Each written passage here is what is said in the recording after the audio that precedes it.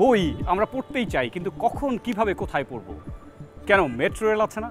আমরা তো দেখেছি বিভিন্ন দেশে মেট্রো রেলে মানুষ প্রচুর বই পড়ছে, পেপার ব্যাগ হাতে থাকছে, কিট ব্যাগ থেকে বইটি বের করে কিন্তু তিনি অতি সহজেই মেলে ধরছেন এবং তাদের যে কোনো সময় একটু সময় যদি হাতে পায় তারা কিন্তু বই থেকে বিচ্ছিন্ন হয় না। অর্থাৎ বই কিন্তু আমাদের জীবনের জন্য অত্যন্ত দরকার এবং অত্যন্ত ঘনিষ্ঠ একটা সম্পর্ক বইয়ের সঙ্গে গড়ে তোলা দরকার। তা না হলে যেটি হয়, জীবনটা কিন্তু এক পর্যায়ে মনে হয় শুধুই একটা সময়ে যাপন, এটা উদযাপন করা যায় না। সো জীবনকে যদি আমরা সেলিব্রেট করতে চাই, উদযাপন করতে চাই, তাহলে অবশ্যই বই পড়তে হবে। বই ভালোবাসি তোমারে নেক্সাস টেলিভিশনের এবারের আয়োজনে আমি অরুণ কুমার বিশ্বাস, ডিটেকটিভ রাইটার, আপনাদের স্বাগত জানাই। আমাদের সঙ্গে সহযোগিতায় রয়েছে নিউট্রিলাইফ এবং pbs.com.bd।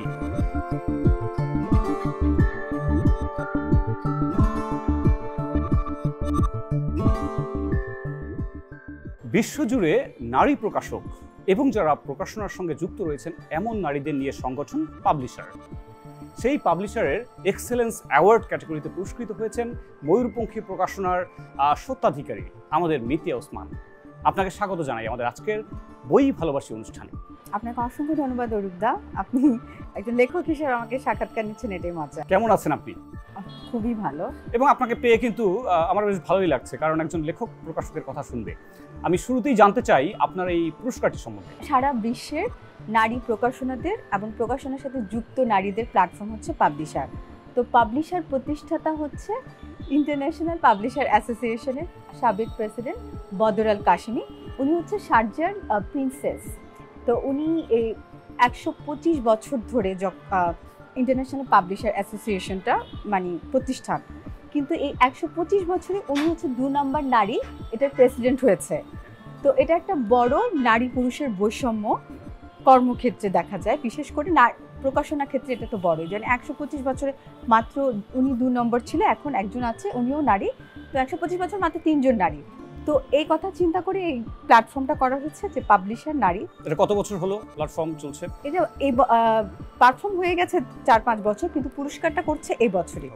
তো তারা যেটা চিন্তা করেছে যে নারীদের সাফল্য উদযাপন করা, নারীদেরকে উৎসাহ করার জন্য এই পুরস্কারটা দিয়েছে। তো এই পুরস্কারের এমার্জিং লিডার ক্যাটাগরিতে আমাকে দিয়েছে, সাথে ছিল ব্রাজিলের একজন, যুক্তরাজ্য থেকে একজন, আর অন্য 2টা ক্যাটাগরি ছিল লাইফ টাইম অ্যাচিভমেন্ট অ্যাওয়ার্ড, আরেকটা হচ্ছে ইনোভেশন অ্যাওয়ার্ড। তো এই 3টা ক্যাটাগরিতে পুরস্কার দিয়েছে বোলোনিয়া চিলড্রেন বুক ফেয়ারে। আমরা এবারে জানতে চাই আপনার প্রকাশনার সংস্থা ময়ূরপঙ্খী নিয়ে, এটা যদি একটু সংক্ষেপে বলেন যে কি ধরনের কাজ করছেন, কবে থেকে? তো ময়ূরপঙ্খী কাজ করছি আসলে এটা 2014-তে শুরু করেছি, কিন্তু অ্যাক্টিভলি কাজ করা হয়েছে 2016 থেকে। তো আমরা যে চিন্তাভাবনা থেকে করেছি যে শিশুতোষ বই করব। তো আমাদের দেশে দেখা যায় যে কিশোর বইগুলোকে আমরা শিশুতোষ বলে চালিয়ে দিই, অনেক বেশি টেক্সট থাকে, টেক্সটের পর টেক্সট। তো আমরা চিন্তা করেছি 0 থেকে একদম 12-14 বছর, খুব ইউথদের যে করব তাও না, এই 12-14 বছর পর্যন্ত আমরা শিশুদের বই বের করব।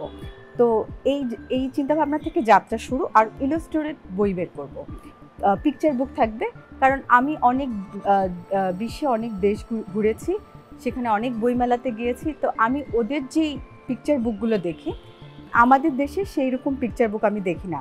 আর আমি নিজেও যখন অনেক বড় হয়েছি, পড়েছি, তখন আমি দেখেছি আমি এত সুন্দর সুন্দর বই পড়েছি, বাইরের বাংলাদেশেরও যখন পড়েছি তখনও যেটা পড়তাম যে রুশদের রাদুগা প্রকাশনের বই পড়তাম। তো এগুলো এত সুন্দর সুন্দর ইলাস্ট্রেশন থাকতো। তো আমার মনে হয়েছে যে আমাদের বাংলা বইগুলো এত ভালো ইলাস্ট্রেটেড বই হওয়া উচিত। তো সেই চিন্তা থেকেই ময়ূরপঙ্খী করা। কারণ আমিও যেটা বিশ্বাস করি যে বাচ্চারা কিন্তু আসলে কনটেক্সট বা আপনার কন্টেন্ট যেটাকে বলি সেটার চেয়ে কিন্তু তারা ছবি যদি চিত্তাকর্ষক হয়, যেটা আমরা হ্যান্স ক্রিশ্চিয়ানের বই বা যে কোনো বাচ্চাদের বইগুলোতে কিন্তু কন্টেন্ট কম, ইলাস্ট্রেশনটা খুব বেশি হলে এটা কিন্তু অনেক চিত্তাকর্ষক। জি জি জি, ইলাস্ট্রেটেড পিকচার বুকই হচ্ছে একটা বাচ্চাকে ছোটবেলা থেকে আকর্ষণ করবে। শুধু যে তা না, আমি সবসময় বলি যে বাচ্চাদের বই, জন্ম থেকে একটা বাচ্চা বই নিয়ে খেলে। বাইরে দেখা যায় যে আপনি বাথ বুক, বোর্ড বুক, মিউজিক বুক, নানা ধরনের বোর্ডে জন্মের সাথে সাথে কাপড়ের বই নিয়ে খেলে। ওরা যে পরে তা না, বই নিয়ে খেলে, খেলতে খেলতে বইয়ের প্রতি একটা আগ্রহ বাড়ে। অর্থাৎ আমরা যেটা বললাম যে ছোটদেরকে ছোট সময় থেকেই বইয়ের সাথে ওরিয়েন্টেড করতে হবে, এবং সেক্ষেত্রে খেলনা হিসেবে আমরা পিস্তল না তুলে দিয়ে কেন আমরা বই তুলে দিতে পারছি। ওই ধরনের বইও থাকতে হবে যে বইগুলো ভালো লেখা, ভালো ছবি, ভালো প্রোডাকশন, এই 3টা যখন মিলে যাবে তখন একটা ছোটদের বই হবে।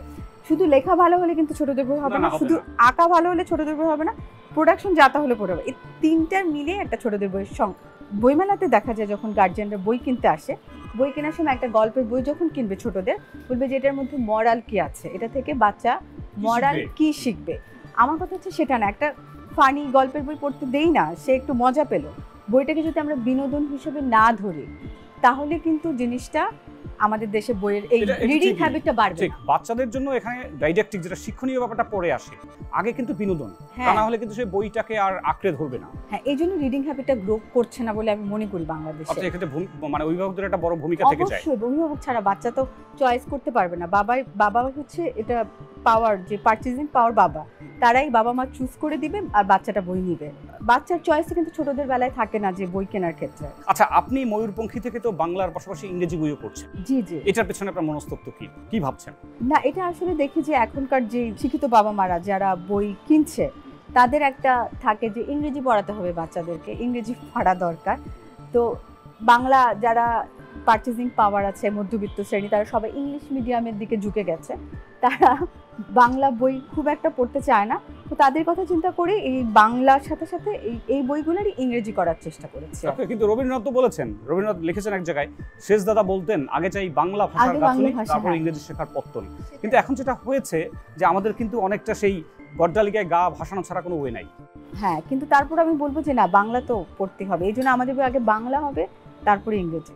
Very good. আর ইংরেজিটা আসলে যে শুধু তাদের জন্য করছি তা না, আমি যে বিভিন্ন বই মেলাতে যাচ্ছি, ওখানে তো ইংরেজি বই এগুলো নিয়ে যেতে হয়, কি জন্য ওটার একটা কারণ। এবং এটা আপনি খুব দামি কথা বলেছেন। আমি তো মনে করি কান্ট্রি ব্র্যান্ডিং, আমরা যখন একটা দেশকে অন্য দেশে উপস্থাপন করতে চাই, সেক্ষেত্রে কিন্তু আমাদের বাইলিঙ্গুয়াল বা ইংরেজিতে কিন্তু বই করতেই হবে, তা না হলে কিন্তু মানুষ জানবে না আসলে বাংলাদেশ কি করছে, কি পড়ছে। আমার একটা বড় পাওয়া ছিল যে যখন ফ্র্যাঙ্কফুর্ট বই মেলায় আমরা গেস্ট হিসেবে ইনভাইটেড হলাম।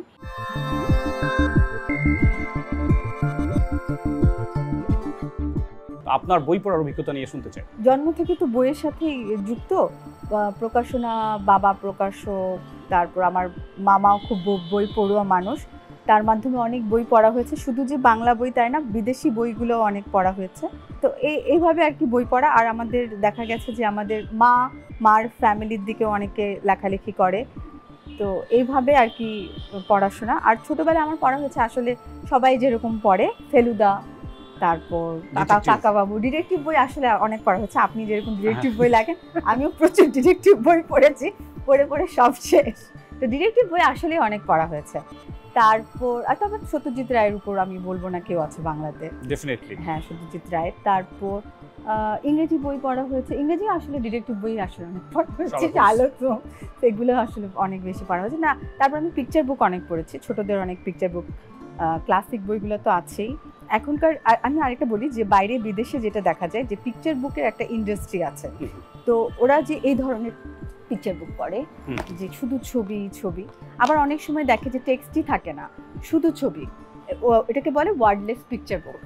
শুধু বাচ্চা কি করবে, মানে ছবি দেখে দেখে সে নিজে গল্পটা বলবে যে কি হচ্ছে, সে তার মন থেকেই গল্পটা বলবে। তো ওটাকে বলে ওয়ার্ডলেস পিকচার বুক। এটা আমাদের রাদুকা প্রকাশনেরও ছিল যখন তাদের বই হতো। তো দেখা যায় যে আমারও ইচ্ছা বাংলাদেশে এই ধরনের ওয়ার্ডলেস পিকচার বুক করা, আরো ভালো ইলাস্ট্রেশনের বই, 4 কালার করতে হয়। হ্যাঁ। কিভাবে আপনি উজ্জীবিত হলেন বিভিন্ন পুরস্কার বা এভরিথিং মিলিয়ে? খুব কম সময়ে আমি বলবো অনেক কিছুই আমরা অ্যাচিভ করেছি।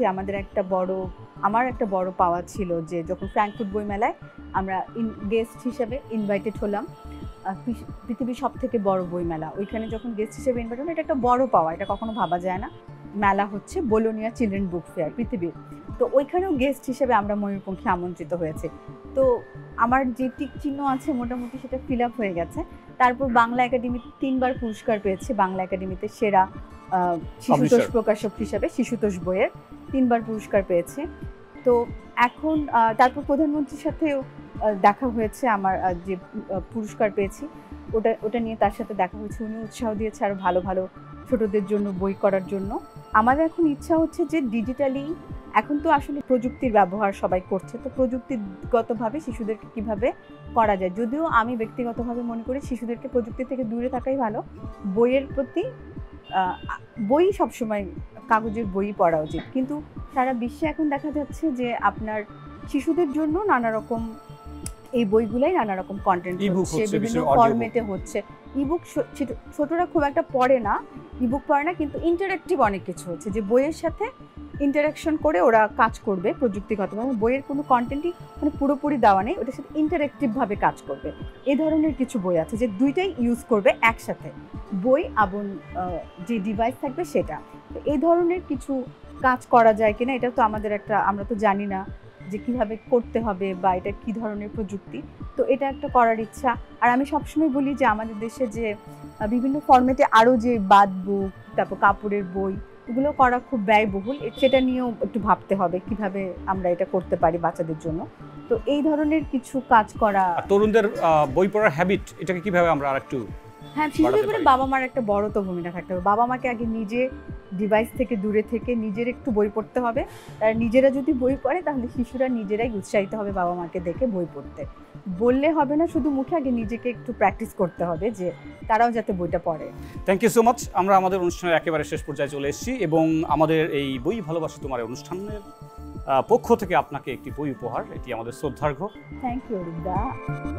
এমনিতেই হচ্ছে আমি পড়াশোনা যতটুকু করেছি আমার একাডেমিক পড়াশোনার বাইরে মুক্তিযুদ্ধ, ইতিহাস, এই বিষয়গুলো নিয়ে।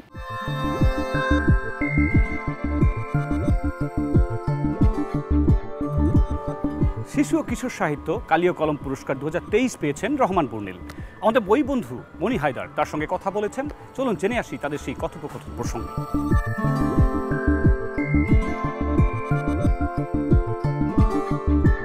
আলোয় রাঙা ভোর এই বইটির জন্য কালীয় কলম 2023 সালের তরুণ পুরস্কার অর্জন করেছেন এবং বর্ণিল আমাদের সঙ্গে আছে। বর্ণিল, তুমি কেমন আছো?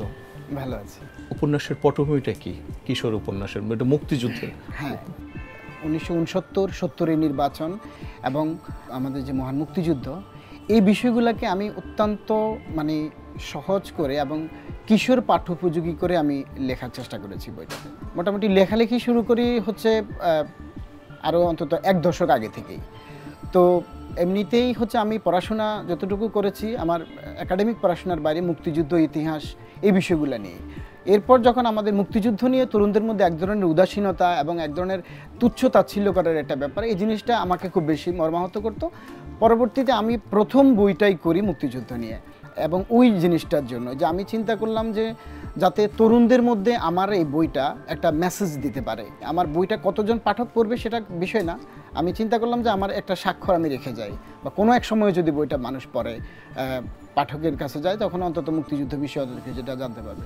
আমার যে প্রথম বইটা, এটা মুক্তিযুদ্ধের সেক্টর 1-কে পটভূমি করেই লেখা, কিন্তু ওভারঅল আমাদের পুরো স্বাধীনতা সংগ্রামের পুরো বিষয়টা এই বইটাতেই চলে এসেছে। গল্প এবং উপন্যাস, এই বিন্দুটাকে কিভাবে নির্ণয় করো তুমি? এটা আসলে উপন্যাস একটা দীর্ঘ একটা পরিক্রমা, হ্যাঁ, একটা বড় একটা ক্যানভাস, এবং এটার যে পরিণতিতে পৌঁছাতে পাঠককে একটা নির্দিষ্ট সময় পর্যন্ত অপেক্ষা করতে হয় এবং দীর্ঘ একটা পাঠের উপর দিয়ে যেতে হয়। ছোট গল্পটা হচ্ছে এক বসাতেই একজন পাঠক চাইলে একটা গল্পের পরিণতিতে পৌঁছাতে পারে এবং পাঠককে এটা একটা তৃপ্তি দেয়। এই বইটাতে আমার 18টি গল্প আছে। এই গল্পগুলো ছোট ছোট গল্প, 2-একটা গল্প আছে একটু বড় পরিসরে, যাতে পাঠক বিনোদন, চিত্ত বিনোদন পাওয়ার পাশাপাশি সমাজকে যাতে একটা মেসেজ দিতে পারি। আমার প্রত্যেকটা গল্পের মধ্যে আমি এই জিনিসটা চেষ্টা করি। আমার এই বইয়ের মধ্যে যে গল্পগুলো আছে সেখানেও হচ্ছে যে প্রথা বিরোধ আছে, এখানে যে ধর্মান্ধতার বিরুদ্ধাচার আছে, এবং যে সামাজিক যে সহাবস্থান সমাজে ধর্ম বর্ণ নির্বিশেষে, এই বিষয়গুলোকে প্রতিপাদ্য করেই মূলত আমার এখানে প্রত্যেকটা গল্পই কোনো না কোনো একটা মেসেজ দেয় সমাজকে। তোমার কি মনে হয় যে বই পড়াটা একটু কমে গেছে বা ভবিষ্যতে বাড়বে? বই পড়াটা কমে গেছে, এটা উদ্বেগজনক এবং এটা অত্যন্ত সত্য। কিভাবে উত্তরণ করা যায় এটা আসলে চেষ্টা করে যেতে হবে, মানুষকে বই পড়ার জন্য উদ্বুদ্ধ করতে হবে। বাট আমি কিন্তু যতটা লিখেছি আমি কিন্তু তার থেকে বহুগুণ বেশি পড়েছি অবশ্যই, এবং আমি সবসময় সৈয়দ শামসুল হক একটা কথা বলতেন যে একটা মানুষ, একজন লেখক যদি 1 পৃষ্ঠা লেখে সে যেন 10 পৃষ্ঠা পড়ে, এবং এটাই সত্য যে 1 পৃষ্ঠা সে লিখবে ওটা যদি সত্যিকার অর্থেই লেখা হয়, এটা যদি সাহিত্য মান থাকতে হয়, এটা যদি কোনো একটা গুরুত্বপূর্ণ বিষয় তুলে ধরতে হয় সমাজকে, বা সমাজের প্রতি যদি একটা মেসেজ থাকতে হয়, তাকে কিন্তু অনেকগুলা বই পড়ে কিন্তু একটা পৃষ্ঠা লিখতে হয়। মানে লিখতে চাই, লেখার খুব টেন্ডেন্সি আছে, প্রবণতা খুব বেশি, কিন্তু পড়ার আগ্রহটা অনেক কম, এবং এটা কিন্তু তাদের বইয়ের মধ্যেও ফুটে ওঠে। ডিটেকটিভ অলোকেশ রয়, আপনারা জানেন বাংলাদেশের অগ্রণী গোয়েন্দা অলোকেশ, তার দুজন সহযোগীর অন্যতম উর্বিবোস, যিনি কিনা বুয়েট থেকে আর্কিটেকচার পড়ে এখন পুরোদমে গোয়েন্দাগিরি করছেন। মজার ব্যাপার এই, যদিও এই টিমের প্রধান অলোকেশ, কিন্তু তাকে টেনে নিয়ে বেড়ায় আমাদের উর্বিবোস। কি করে জানেন তো? তার একটি সুন্দর পিঙ্ক রঙের মোপেড রয়েছে, সেই মোপেড চালিয়ে নিয়ে যায় আমাদের উর্বিবোস, এবং তার পেছনে বসে থাকে ডিটেকটিভ অলোকেশ রয়। এখানে একটা বিষয় উল্লেখযোগ্য, নারীরা কি সব জায়গায় পিছিয়ে রয়েছে? একদম নয়। আমাদের মিতিন মাসির দেখা দেখি ডিটেকটিভ অলোকেশের সঙ্গী এখন আমাদের উর্বিবোস। এবার আমাদের প্রশ্ন, আমরা যেই মোপেড দেখতে পাচ্ছি আমাদের উর্বিবোসের, সেটি রং কি? Option A pink, option B blue এবং অপশন সি হোয়াইট। সঠিক উত্তরটি পাঠিয়ে দিন আপনার নাম, ঠিকানা, ছবি এবং মোবাইল নম্বর সহ ইমেইলের মাধ্যমে। আমাদের আজকের পর্ব এখানেই শেষ করছি। তবে যাবার আগে বলতে চাই, আপনাদের বই সংক্রান্ত যে কোনো তথ্য কিংবা অভিজ্ঞতা জানাতে পারেন আমাদের। বিদায় নিচ্ছি, আমি অরুণ কুমার বিশ্বাস, ডিটেকটিভ রাইটার। দেখা হবে আগামী পর্বে। সে নাগাদ আপনারা সবাই ভালো থাকুন, সুস্থ থাকুন এবং অবশ্যই বইয়ের সঙ্গে থাকুন।